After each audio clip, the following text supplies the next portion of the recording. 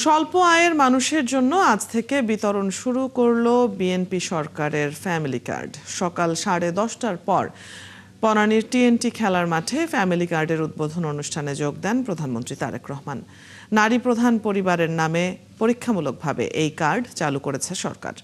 সারা দেশে 37,567টি নারী প্রধান পরিবারকে ভাতা দেওয়ার জন্য চূড়ান্ত করা হয়েছে। এই কার্ডের মাধ্যমে একজন সুবিধাভোগী প্রতি মাসে 2,500 টাকা পাবেন। ভাতা দেয়া হবে উপকারভোগীর পছন্দ অনুযায়ী মোবাইল ওয়ালেট বা ব্যাংক হিসেবে। এতে তারা ঘরে বসেই ভাতা পাবেন। নির্বাচনী প্রতিশ্রুতির অংশ হিসেবে প্রাথমিকভাবে দেশের 14 উপজেলার একটি করে ওয়ার্ডে এই ফ্যামিলি কার্ড দেয়া হবে। কষ্টে দিন যাপন করছি, যা টাকাটা দিয়ে আমাদের এই রমজান মাসে অনেকটা উপকার হচ্ছে। আঙ্গুর যদি প্রতি মাসে 2,000 বা 2,500 টাকা দেয়, এটাই আঙ্গুর যথেষ্ট।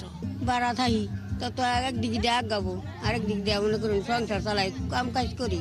টিএফআই সেলে গুম নির্যাতনের ঘটনায় মানবতা বিরোধী অপরাধের মামলায় সাক্ষ্য দেবেন ব্যারিস্টার মীর আহমেদ বিন কাশেম আরমানের দ্বিতীয় দিনের জেরা হবে আজ। আন্তর্জাতিক অপরাধ ট্রাইব্যুনাল 1-এর চেয়ারম্যান বিচারপতি মোহাম্মদ গোলাম মর্তুজা মজুমদারের নেতৃত্বাধীন 3 সদস্যের বিচারিক প্যানেলে এই জেরা হওয়ার কথা রয়েছে। এদিন প্রথমে লেফটেন্যান্ট কর্নেল সারোয়ার বিন কাশেম সহ 7 আসামির পক্ষে জেরা করবেন আইনজীবী তাবারক হোসেন সহ অন্যান্যরা। এরপর করবেন স্টেট ডিফেন্স আইনজীবীরা। গত 8 মার্চ প্রথম দফায় জেরা করা হয়। ওই দিন কর্নেল KM আজাদের আইনজীবী আমিনুল গনি টিটো দাবি করেন, ব্যারিস্টার আরমানকে কোনো আইন প্রয়োগকারী সংস্থা গুম করেনি, বরং তিনি দীর্ঘ 8 বছর আত্মগোপনে ছিলেন। একই সঙ্গে তিনি আরমানের লেখা বই আয়নাঘরের সাক্ষী, গুম জীবনের 8 বছর এ বর্ণিত তথ্যও মিথ্যা বলে উল্লেখ করেন। জবাবে এসব দাবি সত্য নয় বলে জানান সাক্ষী ব্যারিস্টার মীর আহমেদ বিন কাশেম আরমান। এই মামলায় ক্ষমতাচ্যুত প্রধানমন্ত্রী শেখ হাসিনা সহ মোট 17 জন আসামি রয়েছেন। দর্শক, সংবাদ সংযোগের শুরুতেই আমরা জানাচ্ছিলাম ফ্যামিলি কার্ড বিতরণের খবর। ফ্যামিলি কার্ডের পাইলট প্রজেক্ট প্রসঙ্গে এই মুহূর্তে চট্টগ্রামে কথা বলছেন বিএনপি নেতা আমির খসরু মাহমুদ চৌধুরী। আমরা সরাসরি চলে যাচ্ছি সেখানে। সবচেয়ে বড় কথা হচ্ছে যে বাংলাদেশে কোনো প্রকল্প বছরের পর বছর বাস্তবায়ন করা যায় না, কিন্তু লিডারশিপ, নেতৃত্ব যদি ঠিক থাকে, নেতার যদি সদিচ্ছা থাকে যে 1 মাসের মধ্যে বাস্তবায়ন করা সম্ভব, এটা আমরা প্রমাণ করেছি ইনশাআল্লাহ। এবং এর জন্য আমাদের ডিসি সাহেব সহ সরকারি কর্মকর্তারা যারা এই কাজটি করেছে, এত কম সময়ের মধ্যে দিন রাত খেটে, আমি তাদের কাছে কৃতজ্ঞতা প্রকাশ করছি, তাদেরকে অভিনন্দন জানাই। কারণ সরকারি কর্মকর্তাদের সবাই সবসময় দোষারোপ করে, বলে ওদের জন্য কিছু হয় না, ওরা কাজ করে না, ওরা জনগণের সাথে সম্পৃক্ত না। এই প্রকল্প তো প্রমাণ করেছে সরকারি কর্মকর্তারা জনগণের সাথে সম্পৃক্ত হতে পারে। এই প্রকল্প প্রমাণ করেছে সরকারি কর্মকর্তা এবং রাজনীতিবিদ, রাজনৈতিক কর্মী, সমাজকর্মী সবাই মিলে ঐক্যবদ্ধভাবে কাজ করলে ফল কি হয়, মাত্র 2 সপ্তাহের মধ্যে এটা প্রমাণিত হয়েছে। এবং এই ধারা অব্যাহত থাকবে। আমি আপনাদের বলতে চাই, তারেক রহমান সাহেবের যে কল্যাণকর রাষ্ট্রের চিন্তা, এটা কিন্তু প্রথম পদক্ষেপ, যে কল্যাণকর রাষ্ট্র। একটি রাষ্ট্রের সুফল শুধু কিছু উপরের মানুষ পাবে আর বাকি লোকগুলো বঞ্চিত হবে, এই ধরনের অর্থনীতি বাংলাদেশে আমরা চলতে দেব না ইনশাআল্লাহ। চট্টগ্রামে ফ্যামিলি কার্ড প্রকল্প সম্পর্কে কথা বলছেন অর্থমন্ত্রী। আমরা এতক্ষণ সরাসরি শুনছিলাম তার বক্তব্য। আন্তর্জাতিক অপরাধ ট্রাইব্যুনালের এক প্রসিকিউটরের বিরুদ্ধে কোটি টাকা ঘুষ নেয়ার অভিযোগের বিষয়ে বৈঠকে বসেছেন চিফ প্রসিকিউটর আমিনুল ইসলাম। সেখানে আছেন আমাদের সহকর্মী মাইনুল মারুফ, তিনি খবর রাখছেন, তার কাছ থেকে জানবো সবশেষ খবর। মাইনুল, বৈঠকের কি খবর আছে আপনার কাছে? ঘুষ নেয়ার অভিযোগ প্রমাণ হলে সেক্ষেত্রে পরবর্তী আইনি প্রক্রিয়া কি হতে পারে? ঘুষ নেওয়ার কোনো অভিযোগ কিন্তু প্রমাণিত হয়নি এবং ঘুষ যে নিয়েছেন এমন কোনো তথ্য কিন্তু নেই। তবে ঘুষ চেয়েছিলেন এমন কয়েকটি অডিও রেকর্ড কিন্তু ফাঁস হয়েছে গতকাল, এবং একটি পত্রিকায় এই নিয়ে সংবাদ প্রকাশ হয়েছে। তারই প্রেক্ষিতে কিন্তু আজ চিফ প্রসিকিউটরের তলবে কিন্তু সব প্রসিকিউটর বৈঠকে বসেন এবং বৈঠকে এই বিষয়টি ছাড়াও ট্রাইব্যুনালে কিন্তু আজ আরও দুজন নতুন প্রসিকিউটরও জয়েন করেছেন, তাদের বিষয়ে আলোচনা হয়, তাদের পরিচিতি পর্ব ছিল। সব মিলে ওভারঅল ট্রাইব্যুনালের বিচারিক ব্যবস্থা নিয়ে কিন্তু আলোচনা হয়েছে বলে কিন্তু আমাদেরকে প্রসিকিউশন সূত্র জানিয়েছে। এবং এরপর এখন কিন্তু বৈঠক শেষ হয়ে গিয়েছে এবং যে এর বাইরে যে ট্রাইব্যুনাল আর কয়েকটি মামলা রয়েছে সেসব মামলা শুনানিও কিন্তু চলছে। আর যেহেতু মামলা রয়েছে তাই একটু আগেভাগেই বৈঠক শেষ করে প্রসিকিউটররা কিন্তু মামলার কাজে ইতিমধ্যে যে সকল কোর্টে মামলা চলছে সেই কোর্টে তারা কিন্তু তাদের কাজে গিয়েছেন। এর আগে আমরা দেখেছি গতকাল একটি বেসরকারি টেলিভিশন এবং একটি সংবাদপত্রে কিন্তু নিউজ প্রকাশিত হয়, যেখানে দেখা যায় যে সদ্য পদত্যাগ করা গতকালই পদত্যাগ করেছেন সাইমুন রেজা তালুকদার নামে একজন প্রসিকিউটর আন্তর্জাতিক অপরাধ ট্রাইব্যুনালে, যিনি ফজলে করিম চৌধুরী, যিনি চট্টগ্রামের রাউজানের সংসদ সদস্য ছিলেন। তার পরিবারের কাছে 1 কোটি টাকা তাকে খালাস করার বিনিময়ে ঘুষ দাবি করছেন। এবং জানিয়ে রাখি, ফজলে করিম চৌধুরী শহীদ ওয়াসিম হত্যা মামলায় কিন্তু গ্রেপ্তার আছেন এবং তার কিন্তু আন্তর্জাতিক অপরাধ ট্রাইব্যুনালে তার বিরুদ্ধে বিচার প্রক্রিয়া কিন্তু চলমান রয়েছে। এমন পরিস্থিতিতে এমন যে ঘুষ চাওয়ার যে বিষয়টি, এটি কিন্তু একটি চাঞ্চল্য সৃষ্টি করে এবং সেই পরিস্থিতি কিন্তু অনেকটা সামালদের জন্য কিন্তু আজকে প্রসিকিউটরদের নিয়ে বৈঠক। এবং এখান থেকে অবশ্যই তিনি দিক নির্দেশনা দিয়েছেন, যেহেতু এটা প্রসিকিউটরদের ডোর ক্লোজড বৈঠক ছিল, সে কারণে অনেক কথাই কিন্তু আমাদেরকে প্রসিকিউশন জানায়। তবে এই বিষয়ে যে আলোচনা হয়েছে এমনটি কিন্তু তার প্রসিকিউশন স্বীকার করে নিয়েছেন। পাশাপাশি যে সাইমুন রেজা তালুকদারের যে বিষয়টি বলছিলাম, যে তিনি এই প্রসিকিউশনে যে চট্টগ্রামের রাউজানে এই মামলাটিতে প্রথমে ছিলেন, তো পরবর্তীতে কিন্তু তাকে এই মামলা থেকে সরিয়ে দেওয়া হয়। এখন যখন এই যে অডিও রেকর্ডগুলো প্রকাশিত হলো তখন কিন্তু ধারণা করাই যায় যে যে ঘটনার কারণেই মূলত এই ঘুষ চাওয়ার কারণেই তাকে এই মামলা থেকে সরিয়ে দেওয়া হয়েছিল। এবং অডিওগুলো বলতে শোনা যায় ফজলে করিম চৌধুরীর সাবেক স্ত্রীকে তিনি বলছিলেন যে 1 কোটি টাকা দেওয়ার কথা। এই সকল বিষয় কিন্তু এখনও অভিযোগ পর্যায়ে আছে। অভিযোগের হয়তো যদি তদন্ত হয়, তখন যদি সত্যতা মেলে তখন হয়তো তিনি অভিযুক্ত হবেন। কিন্তু এখন পর্যন্ত যেহেতু তিনি অভিযুক্ত, এখন পর্যন্ত তার বিরুদ্ধে কোনো ব্যবস্থা হয়নি। ইতিমধ্যে তাকে ট্রাইব্যুনাল থেকে তিনি পদত্যাগ করেছেন বা ওভারঅল চাপের কারণেই কিন্তু তিনি সরে গিয়েছেন। যেহেতু এই বিষয়টি শোনা যাচ্ছে যে আইনমন্ত্রী থেকে শুরু করে সরকার বিভিন্ন স্তরে জানানো হয়েছে। সব মিলে এই যে বিষয়টি নিয়ে কিন্তু এখন আন্তর্জাতিক অপরাধ ট্রাইব্যুনালে আলোচ্য বিষয় উঠেছে কালকে থেকে। এবং আজও কিন্তু এই বিষয়টি নিয়ে কিন্তু আমরা গিয়েছিলাম প্রসিকিউশনের কাছে। যে প্রসিকিউটর আমাদেরকে যেমনটা জানিয়েছেন যে 12টার সময় তিনি ব্রিফ করবেন এবং সেই ব্রিফিংয়ের মধ্যে কিন্তু এই যে সকল বিষয় রয়েছে ওভারঅল ট্রাইব্যুনালের আলোচ্য বিষয়গুলো, আলোচনার বিষয়, সাইমুন রেজার বিষয়গুলো, নতুন 2 জন প্রসিকিউটরের বিষয় এবং বিচারের যে বিষয়গুলো, সকল বিষয় কিন্তু তিনি সেই ব্রিফিংয়ে তুলে ধরবেন বলে কিন্তু আমাদেরকে জানিয়েছেন। এবং এখন কিন্তু যে হাসানুল হক ইনুর মামলাটি চলছে এবং সেই মামলায় আজকে হাসানুল হক ইনুর নিজের কিন্তু যে সাফাই সাক্ষী, সেই সাফাই সাক্ষী দেওয়ারও কিন্তু কথা রয়েছে। এবং এই সাফাই সাক্ষীর পরে কিন্তু বলা যায় যে এই মামলাটিও কিন্তু যে জুলাই অভ্যুত্থানে শহীদ ওয়াসিম হত্যা মামলা, যে জুলাই অভ্যুত্থানে যে কুষ্টিয়া 6 জন হত্যা মামলা, সেই হত্যা মামলাটি কিন্তু পরবর্তী যুক্তিতর্ক উপস্থাপনের দিকে যাবে। অদিতি, মাইনুল, আপনার কাছ থেকে আমরা আজকের দিনের গুরুত্বপূর্ণ খবরগুলো জেনে নিচ্ছিলাম। ধন্যবাদ যুক্ত হবার জন্য। দর্শক সহকর্মী মাইনুল মারুফ আমাদের সাথে যুক্ত ছিলেন আন্তর্জাতিক অপরাধ ট্রাইব্যুনাল থেকে। এবারে চলে যেতে চাই ঠাকুরগাঁওয়ে। সেখানে ফ্যামিলি কার্ড বিতরণ প্রকল্প নিয়ে কথা বলছেন স্থানীয় সরকার এবং পল্লী উন্নয়ন ও সমবায় মন্ত্রী মির্জা ফখরুল ইসলাম আলমগীর। আমরা নিশ্চয়ই সেখানে সরাসরি যুক্ত হব এবং মন্ত্রীর কথা শুনব। এই প্রকল্পের আওতায় সারা দেশ জুড়েই আসলে নানান আয়োজন চলছে। আমরা সেসব প্রকল্পে সরাসরি যুক্ত হওয়ার চেষ্টা করছি। ভিন্ন প্রসঙ্গ, তেল না পেয়ে ছুরিকাঘাত করার প্রতিবাদ ও 5 দফা দাবিতে সোমবার রাত থেকে মঙ্গলবার দুপুর 2টা পর্যন্ত সিলেটের পেট্রোল পাম্পগুলোতে ধর্মঘটের ডাক দিয়েছে Bangladesh petroleum dealers, distributors, agents and petrol pump owners association. সংগঠনের ভারপ্রাপ্ত সভাপতি ব্যারিস্টার রিয়াসাদ আজিম জানান, তেল না পাওয়ায় সোমবার রাতে নগরের চৌকিদেখি এলাকার উত্তরা পেট্রোল পাম্পে মিঠু নামের এক কর্মচারীকে ছুরিকাঘাত করা হয়। তিনি আরও জানান, মজুদ থাকা সত্ত্বেও সিলেট অঞ্চলে পর্যাপ্ত জ্বালানি তেল সরবরাহ করা হচ্ছে না।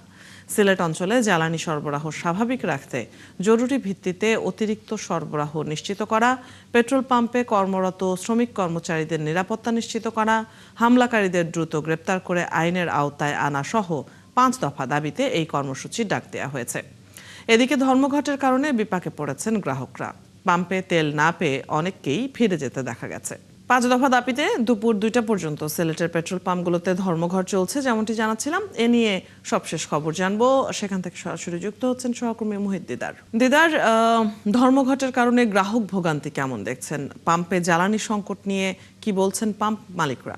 অদিতি, আপনাকে ধন্যবাদ।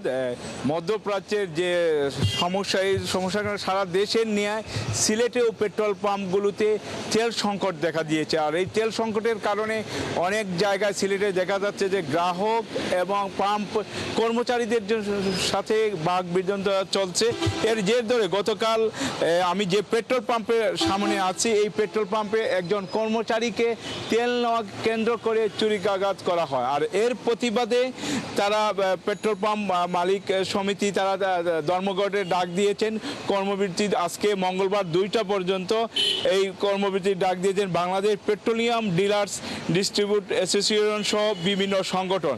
তারা বলেছেন যে, এবং এর সাথে আর একটু 5 দফা দাবি জানিয়েছেন। তারা বলেছেন যে অবিলম্বে এই যে যারা হামলা চালিয়েছে তাদেরকে গ্রেফতার করার জন্য।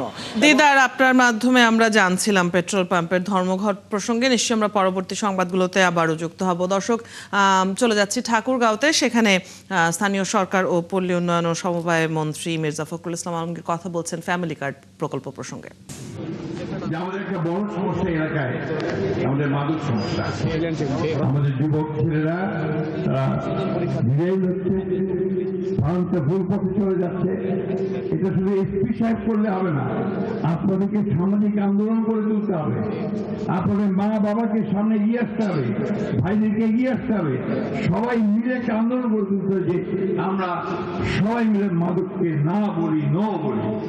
কি করবেন এটা? আমাদের ছোট ভাই, আমাদের সন্তান, আমার নাতি সব নষ্ট হয়ে যাচ্ছে, তার ভবিষ্যৎ অন্ধকার হয়ে যাচ্ছে।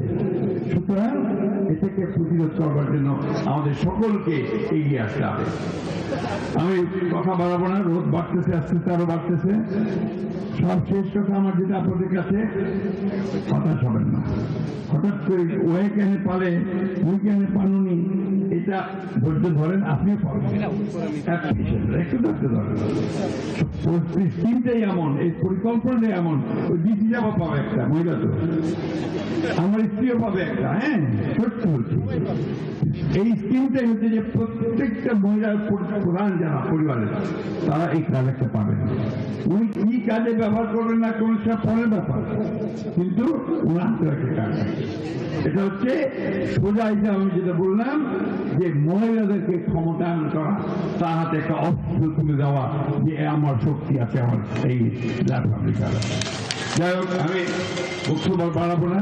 আপনাদেরকে আবারও আমি আন্তরিক ধন্যবাদ এবং কৃতজ্ঞতা জানাচ্ছি। আর ওই আমাদের হান্নু প্রচুর সুযোগ করে ওর এলাকার কথা ছাড়া কোনো কথা বলে না। এই মাদ্রাসা অবশ্যই মাদ্রাসা আচার বিধি হবে। ফ্যামিলি কার্ড বিতরণ প্রসঙ্গে কথা বলছেন মির্জা ফখরুল ইসলাম আলমগীর। আমরা এতক্ষণ ঠাকুরগাঁওয়ে তার বক্তব্য সরাসরি শুনছিলাম। সুইজারল্যান্ডের বহুজাতিক ওষুধ কোম্পানি নোভার্টিসের 60% শেয়ার কিনে নেয় বাংলাদেশি কোম্পানি রেডিয়েন্ট। 2025 সালের সেপ্টেম্বরে শেয়ার হস্তান্তরের পরই নোভার্টিসের বহু বছরের পুরনো 45 কর্মকর্তাকে চাকরিচ্যুত করে তারা। উপযুক্ত ক্ষতিপূরণ না দেয়ায় এতে শ্রম আইনের গুরুতর লঙ্ঘন হয়েছে বলছে সরকার। এমনকি আদালতের নির্দেশও আমলে নেয়ার প্রয়োজন বোধ করেনি রেডিয়েন্ট ও সরকারি বিনিয়োগকারী সংস্থা বিসিআইসি। বিস্তারিত সুশান্ত সিনহার রিপোর্ট। সরকারি সংস্থা বিসিআইসির 40% শেয়ার নিয়ে গঠিত হয়েছিল নোভার্টিস বাংলাদেশ। বাকি 60% শেয়ার ছিল সুইজারল্যান্ড ভিত্তিক বহুজাতিক ঔষধ কোম্পানি নোভার্টিসের হাতে। 25 সালে নোভার্টিস তাদের 60% শেয়ার দেশীয় কোম্পানি রেডিয়েন্ট ফার্মাসিউটিক্যালসের কাছে বিক্রি করে বাংলাদেশ থেকে ব্যবসা গুটিয়ে নেয় নোভার্টিস। পরে 2025 সালের সেপ্টেম্বরে কোম্পানির নাম বদলে রাখা হয় নেভিয়ান লাইফ সায়েন্স। রেডিয়েন্টের কাছে শেয়ার হস্তান্তরের ঘোষণায় পুরনো কর্মীদের চাকরি রাখার নিশ্চয়তা সহ 3টি প্রস্তাব দেয় সুইজারল্যান্ডের নোভার্টিস। কিন্তু নেভিয়ান লাইফ সায়েন্স কোনো ধরনের নোটিশ বা ক্ষতিপূরণ না দিয়ে নোভার্টিসের বহু বছরের 45 কর্মীকে চাকরিচ্যুত করে নতুন মালিকপক্ষ রেডিয়েন্ট। এমনকি ছাড়পত্র না দেওয়ায় এই কর্মীরা অন্য কোথাও কাজে যোগ দিতেও পারছে না। পরিবার পরিজন নিয়ে তারা এখন মানবেতর জীবনযাপন করছেন। নতুন কোম্পানির সাথে শুধু কাজ করতে বলে, বাট আমাদের হিসাব নিকাশ কিভাবে কি হবে, আমরা কোন প্রসিডিউরে কাজ করব, এগুলা কোনো কিছুই তারা ক্লিয়ার করে না। তো এই বিষয়টা যখন কোর্ট থেকে মিনিস্ট্রির কাছে সমাধানের জন্য আসে একটা চিঠির ডিসপোজালের মাধ্যমে, তারা এই ডিসপোজাল হওয়ার আগেই আমাদেরকে টার্মিনেটেড করে। কি এগ্রিমেন্টে আপনারা গেলেন এটা আমরা তো দেখতে চাই, আমরা বুঝতে চাই। আমাদেরকে কিন্তু এগুলোকে ধোঁয়াশার ভিতর রাখে। এমপ্লয়মেন্ট ওয়েবিংয়ের কারণেই আমরা এটা চেয়েছিলাম এবং হাইকোর্ট সেটাকে আমলে নিয়েছে, আমলে নিয়ে রিটটাকে মেনটেনেবল করেছে। তার মানে এই বিষয়টা আমাদের যৌক্তিক ছিল। পরে আদালতের নির্দেশে শ্রম মন্ত্রণালয় দফায় দফায় বৈঠক করে শ্রমিকদের বিষয়টি সুরাহার চেষ্টা করে, কিন্তু নেভিয়ান লাইফ সায়েন্সের 60% মালিক রেডিয়েন্ট গ্রুপ তা মানছে না। নকিবুর রহমান স্যার উনি জানবেন এক্স্যাক্টলি জিনিসটা আসলে কোথায় কি হচ্ছে। উনি তো এই অফিসে বসেন না, উনি তো বসেন নোভার্টিসের অফিসে। ওরা যারা হয়েছে 45 জন, এরা হচ্ছে ওই যে সারা গরু থাকে না, ভুল করে এখন জিনিসটা রিগ্রেট করতেছে। মন্ত্রণালয় রিপ্লাই দিব। এর আগে আমরা মোটামুটি 17 থেকে 18টা মামলা পার করে নোটিশ করা লাগছে। নেভিয়ান সায়েন্সে সরকারের 40% মালিকানা থাকার পরও শ্রমিকদের স্বার্থ রক্ষায় শ্রম মন্ত্রণালয়ের নির্দেশনা বাস্তবায়নে আগ্রহী নয় বিসিআইসির দায়িত্বপ্রাপ্ত কর্মকর্তা শামীম রানা। আমাদের এমন কোনো সুযোগ নেই যে এটাকে বাস্তবায়ন করে দেওয়া, বা বিসিআইসিটা যদি আমাদের বিসিআইসির সরাসরি ম্যাটার হতো, আমরা তখন বাস্তবায়নের বিষয়ে লায়াবল হতাম। হ্যাঁ, প্রফিট টেকিং করি। এটা নোভার্টিসের বিষয় না, এটা নোভার্টিস দেবে না। শেয়ার এগ্রিমেন্ট হয়েছে রেডিয়েন্টের সাথে আর নোভার্টিস এজির সাথে, দুইজন শেয়ার হোল্ডারের সাথে এগ্রিমেন্ট হয়েছে।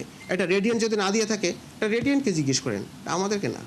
বেঁধে দেওয়া সময়ের মধ্যে সরকারি নির্দেশনা বাস্তবায়ন না করায় নেভিয়ান সায়েন্সের বিরুদ্ধে শাস্তিমূলক ব্যবস্থা নেওয়ার কথা জানায় কলকারখানা ও প্রতিষ্ঠান পরিদর্শন অধিদপ্তর। সুশান্ত সিনহা, 71, ঢাকা। দর্শক, করাইল বস্তির টিএনটি খেলার মাঠে ফ্যামিলি কার্ড প্রকল্পের উদ্বোধন করেছেন প্রধানমন্ত্রী তারেক রহমান। তিনি সেখানে এই মুহূর্তে ফ্যামিলি কার্ড বিতরণ করছেন। আমরা সরাসরি যুক্ত হচ্ছি সেই আয়োজনে।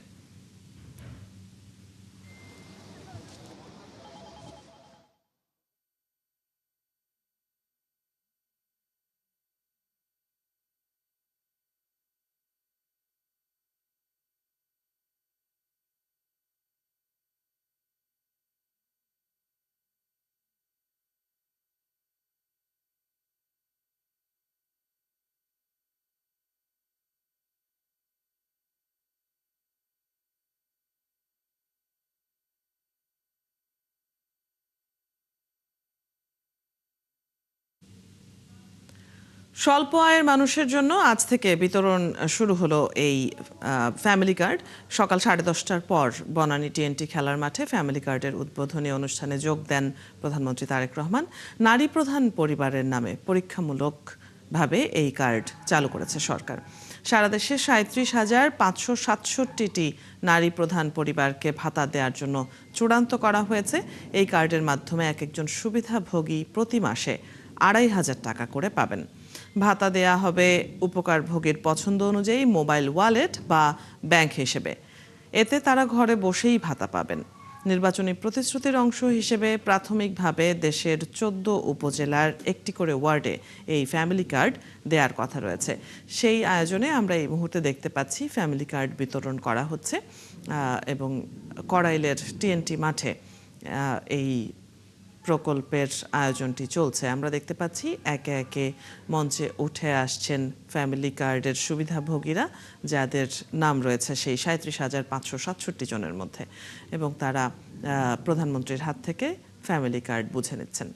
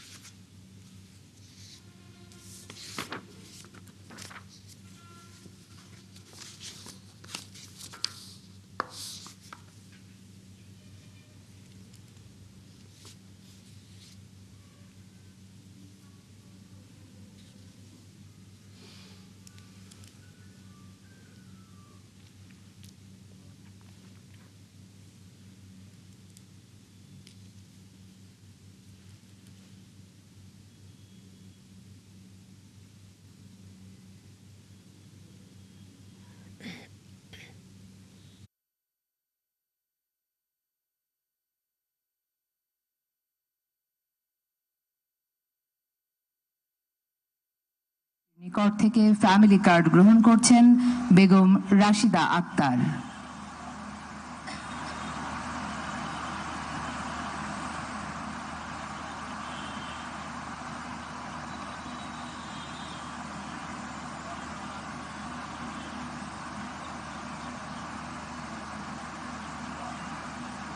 এরপর ফ্যামিলি কার্ড গ্রহণ করবেন বেগম হোসনা আক্তার। বেগম হোসনা আক্তার এখন ফ্যামিলি কার্ড গ্রহণ করছেন।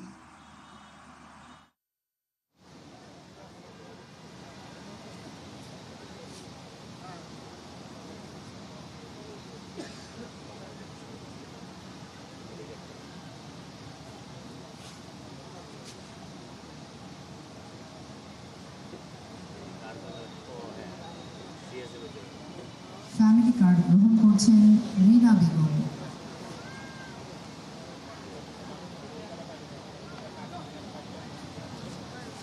এরপর ফ্যামিলি কার্ড গ্রহণ করবেন বেগম শামসুন নাহার।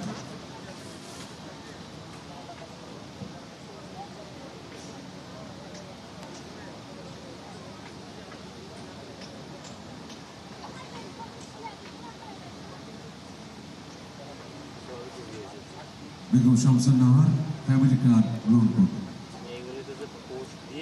এবারে ফ্যামিলি কার্ড গ্রহণ করছেন রোকসানা আক্তার।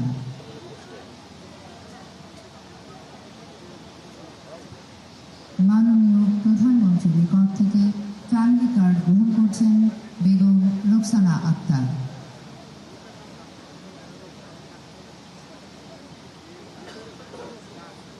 এরপর ফ্যামিলি কার্ড গ্রহণ করছেন মোসাম্মদ মারফুজা। মোসাম্মদ মারফুজা।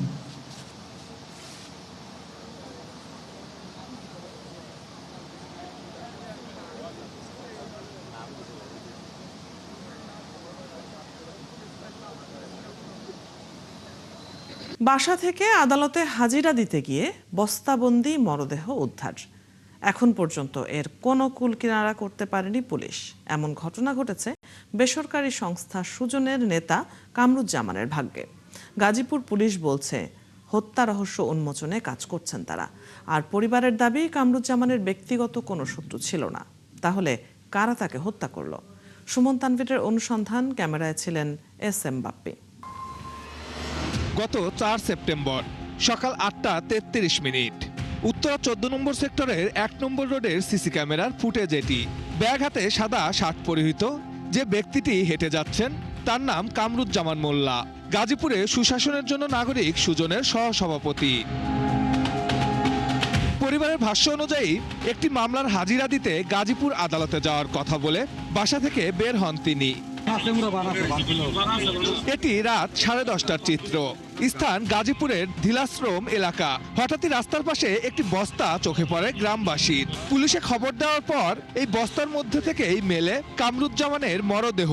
টঙ্গী জয়দেবপুর যাওয়ার প্রধান বাইপাস সড়ক এটি। সবসময় গাড়ি ঘোড়ার অবাধ যাতায়াত আছে এখানে। তবে কামরুজ্জামান বুধবার সকাল 7টায় বাসা থেকে বের হওয়ার 20 ঘন্টার মাথায় ঠিক এই জায়গাটিতেই তার বস্তাবন্দি মরদেহ মেলে। এলাকাবাসী বলছে সারাদিন গাড়ির অবাধ যাতায়াত থাকলেও রাত 8টার পর অনেকটাই শুনশান হয়ে যায় এলাকা। ঠিক সেই সুযোগটি নিয়েছে খুনিরা। এখন প্রশ্ন হচ্ছে কারা কামরুজ্জামানকে হত্যা করলো? সেদিন কি আদালত পর্যন্ত যেতে পেরেছিলেন? আমার আব্বুর কি অপরাধ ছিল? বিষয়টি জানতে প্রথমেই যেতে হবে কামরুজ্জামানের পরিবারের কাছে। উত্তরায় বসবাস হলেও গাজীপুরা এলাকার পৈতৃক নিবাসে দেখা মেলে তার পরিবারের। এই ফেসটা তো আমরা কখনো দেখতে চাই নাই। আমার আব্বুকে ওরা কেন মেরে ফেললো? অনেক কষ্টে মারছে, অনেক কষ্টে। কিভাবে যে রুহু বের করছে। আমাদেরকে কোনো শত্রু নাই, কি বলবো আমি। আদালতের 4 মার্চ তারিখের সিসি ফুটেজে দেখা যায় বাড়ি থেকে বের হওয়ার 2 ঘন্টার মধ্যেই কোর্ট চত্বরে সেদিন এসেছিলেন তিনি। দীর্ঘক্ষণ আইনজীবীর সঙ্গে কথা বলতেও দেখা যায় তাকে। সন্দেহজনক বেশ কিছু চরিত্রকেও তখন তার চারপাশে ঘোরাফেরা করতে দেখা যায়। কোনো কাজ ছাড়াই শুধুমাত্র কামরুজ্জামানের কাজ দেখে যাচ্ছিলেন তারা। এরা কারা? গাজীপুর কোর্ট চত্বরে টিম 71 কথা হয় সেই আইনজীবীর সঙ্গে। উনি আসলে আমরা পিবি সাহেবের কাছে নিয়ে গেছি সাক্ষীর হাজিরা দেওয়ার জন্য। পরে আমি কামরুজ্জামান ব্যাপারে জানালাম যে মামলা রিজলিউশন কম, নতুন নিয়ম হয়েছে, মামলা রেজিস্ট্রেট করে চলে যাবে, তাহলে তো মামলা হবে, আপনি চলে যান। পরে উনি ওখান থেকে চলে গেছে। এই লাস্ট ওনার সাথে কথা। আদালত থেকে কোথায় গিয়েছিলেন কামরুজ্জামান, অনুসন্ধানে তার ফোন নম্বর ট্যাগ করে সেই প্রশ্নেরও উত্তর জানি আমরা। দুপুর 2টায় কামরুজ্জামানের শেষ লোকেশন দেখাচ্ছে গাজীপুরের হারিনাল, যেখানে মরদেহ মিলেছে সেখান থেকে এই জায়গার দূরত্ব 5 থেকে 6 কিলোমিটার। সেদিন কেন হারিনালে যান কামরুজ্জামান, কার কার সঙ্গেই বা কথা হয়েছিল তার? ফোন রেকর্ড অনুযায়ী শেষ একটি নম্বরে 3 মিনিটের কিছু বেশি সময় কথা বলেন তিনি, তারপরই তার নম্বর বন্ধ হয়ে যায়। কে ছিলেন ওই ব্যক্তি, তার সঙ্গেও কথা বলে টিম 71। কামরুজ্জামানের বাসায় তো তার কেয়ারটেকার আছে, যে ভাড়া তোলে। আপনি তার সাথে কথা বল না বলে তাকে ফোন দিলেন কেন? না, হ্যাঁ লগে আগে কথা কইছি ম্যানেজার নির লগে, ম্যানেজার তখন লগে কথা কোন। আপনার সঙ্গে তো মাঝে মধ্যে তার কথা হইতো, তখন আপনারা ভাই আমি যে ব্যাংকের লোন তো বাড়িওয়ালা জামিনদারটা, বাড়িওয়ালা ভোটার আইডি কার্ডটা আর সিগনেচারটা, বলে ভাই আমি এর মধ্যে জানালা যাইনি। আমার ম্যানেজার নিয়ে বললেন, আমার ম্যানেজার নিয়ে পুরাই দিবে। ওই তারিখে কামরুজ্জামানের সবচেয়ে বেশি কথা হয় 3টি নম্বরে, যাদের সঙ্গে যোগাযোগ করে জানা যায় একটি নম্বর বেসরকারি ব্যাংকের, লোন নিয়ে যাদের সঙ্গে কথা বলেন কামরুজ্জামান, আর একটি নম্বর কুরিয়ার সার্ভিসের, যাদের সঙ্গে একটি মধুর পার্সেল নিয়ে একাধিকবার কথা হয়েছে। অনুসন্ধানে এতটুকু পরিষ্কার হয়, সেদিন তাকে যারা হত্যা করেছে খুনিরা তার সঙ্গেই ছিল। গাজীপুর থেকে হয়তো একসঙ্গেই হারিনালে গিয়েছিলেন তারা। আমার কাছে কেন জানি মনে হয় যে মৃত্যুটা দেখে যে কোনো হানি ট্রিপ জাতীয় এই ধরনের কোনো কিছু হতে পারে। উনি তো লেখালেখি করতো একটু, আবার ওনারও কিন্তু চাপা স্বভাবের, ভিতরে অনেক কিছু থাকতে পারে। এখন সেটা উনি তো কারো কাছে শেয়ার করতো না, এবং সেই থেকে সেই মৃত্যুটা কিনা। টাকা নিয়ে দ্বন্দ্ব কিংবা হানি ট্যাপ যাই হোক না কেন, পুলিশ বলছে হত্যা রহস্য উদ্ধারে খুব কাছাকাছি পৌঁছে গেছেন তারা। মোটামুটি আমরা একটা পর্যায়ে এসেছি, আমাদের অল্প সময়ের মধ্যে ভালো ফলাফল পাবো। 2টা টিম কাজ করতেছে অলরেডি থানা এলাকায়। পরিবারেরও এখন একটাই চাওয়া, খুনিদের দ্রুত গ্রেপ্তার ও বিচার। আমি এখন কাকে আব্বু বলে ডাকবো? সুমন তানভীর, 71, গাজীপুর। দর্শক, আমরা আবারও চলে যেতে চাই করাইলের টিএনটি মাঠে। সেখানে এই মুহূর্তে কথা বলছেন প্রধানমন্ত্রী তারেক রহমান। নির্বাচনের মাধ্যমে বর্তমানে বাংলাদেশে জনগণের কাছে জবাবদিহিমূলক, জনগণের প্রতিনিধিমূলক একটি সরকার প্রতিষ্ঠিত হয়েছে। এই সরকারকে এই দেশের মানুষ নির্বাচিত করেছে। স্বাভাবিকভাবে এই সরকার এই দেশের মানুষের কাছে জবাবদিহি করতে বাধ্য। সম্মানিত উপস্থিতি, বর্তমানে বাংলাদেশে জনগণের কাছে জবাবদিহিমূলক, জনগণের প্রতিনিধিমূলক একটি সরকার প্রতিষ্ঠিত হয়েছে। এই সরকারকে এই দেশের মানুষ নির্বাচিত করেছেন। স্বাভাবিকভাবে এই সরকার এই দেশের মানুষের কাছে জবাবদিহি করতে বাধ্য। সম্মানিত উপস্থিতিবৃন্দ, আজকের এই অনুষ্ঠানটি বা এই অনুষ্ঠানকে কেন্দ্র করে যে কারণে আমরা এখানে আজকে উপস্থিত হয়েছি, এটি বহু বছর যাবৎ বাংলাদেশ জাতীয়তাবাদী দল পরিকল্পনা গ্রহণ করেছে। বাংলাদেশের জনসংখ্যার অর্ধেক জনসংখ্যা হচ্ছে নারী। আমরা দৃঢ়ভাবে বিশ্বাস করি এই অর্ধেক জনসংখ্যাকে যদি আমরা পেছনে রাখি, এই অর্ধেক জনসংখ্যাকে যদি আমরা এম্পাওয়ার না করি, তাদেরকে যদি ক্ষমতায়ন না করি, শিক্ষা এবং অর্থনৈতিকভাবে তাদেরকে যদি ক্ষমতায়ন আমরা না করতে পারি, তাহলে অবশ্যই দেশকে কোনোভাবেই সামনে এগিয়ে নিয়ে যাওয়া সম্ভব না।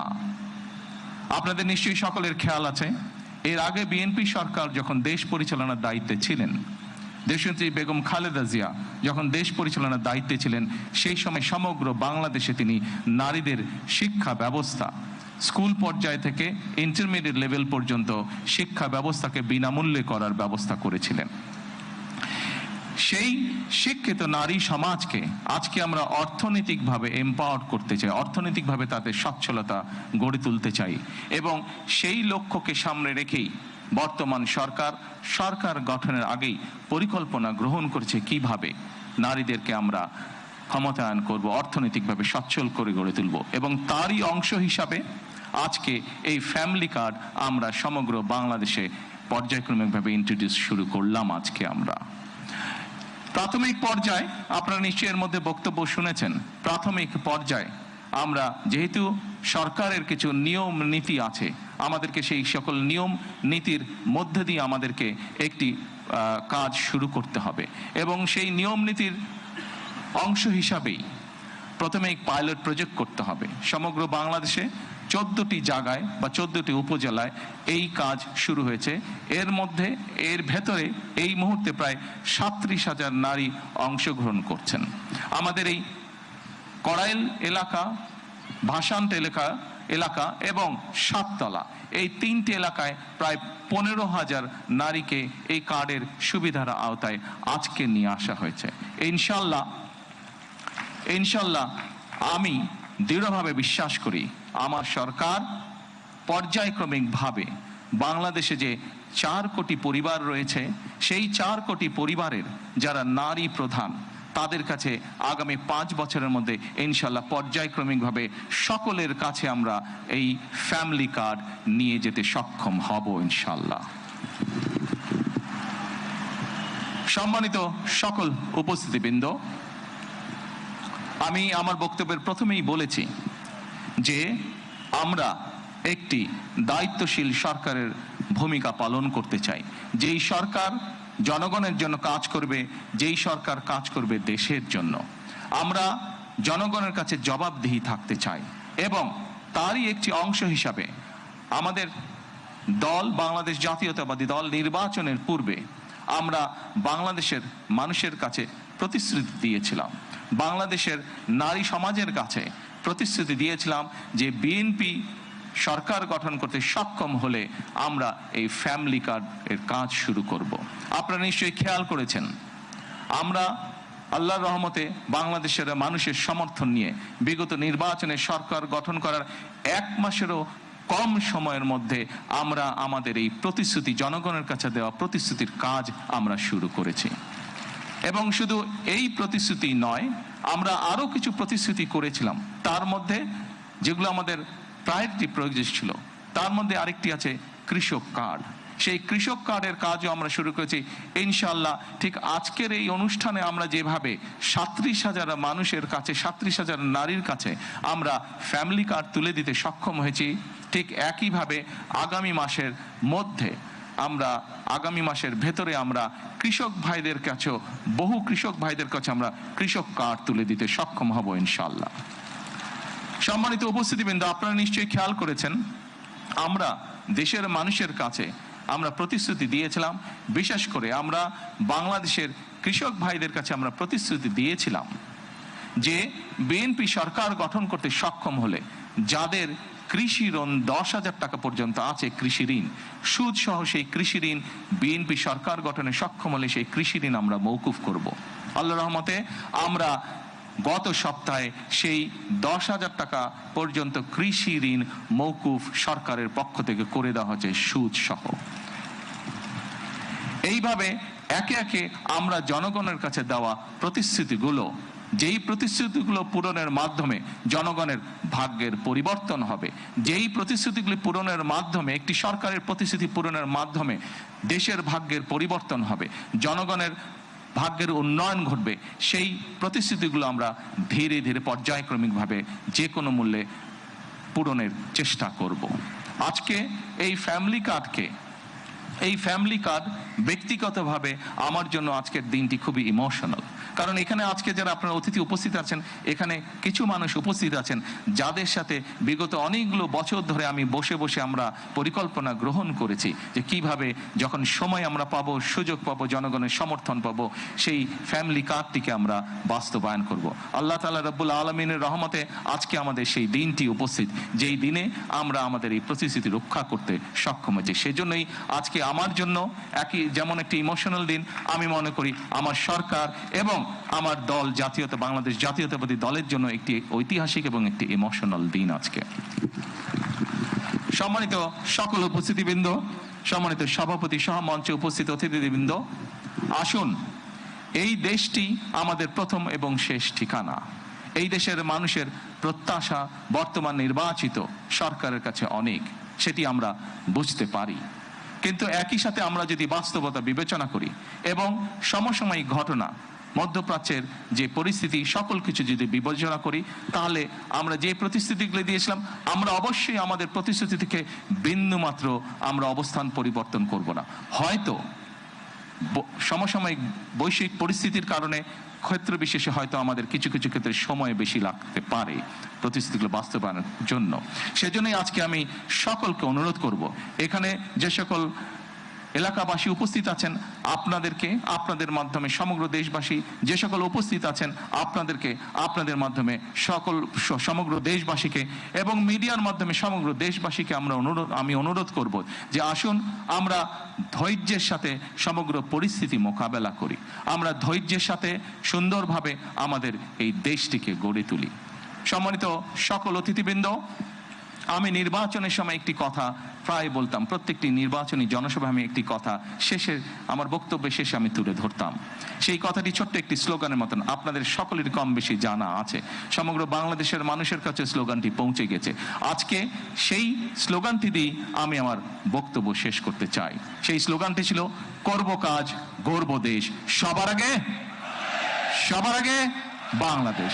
সকলকে আবারও আন্তরিকভাবে ধন্যবাদ জানিয়ে আজকে আমার বক্তব্য আমি শেষ করছি। আল্লাহ হাফেজ, বাংলাদেশ জিন্দাবাদ। আমরা প্রধানমন্ত্রীর বক্তব্য শুনছিলাম। ফ্যামিলি কার্ড বিতরণ প্রকল্পের আয়োজনে কথা বলছিলেন তিনি। চলছে সংবাদ সংযোগ, সরাসরি সংবাদ অনুষ্ঠান দেখতে চোখ রাখুন ৭১-এর ফেসবুক পেজে এবং সাবস্ক্রাইব করুন ৭১-এর ইউটিউব চ্যানেল। থাকুন ৭১-এর সাথে।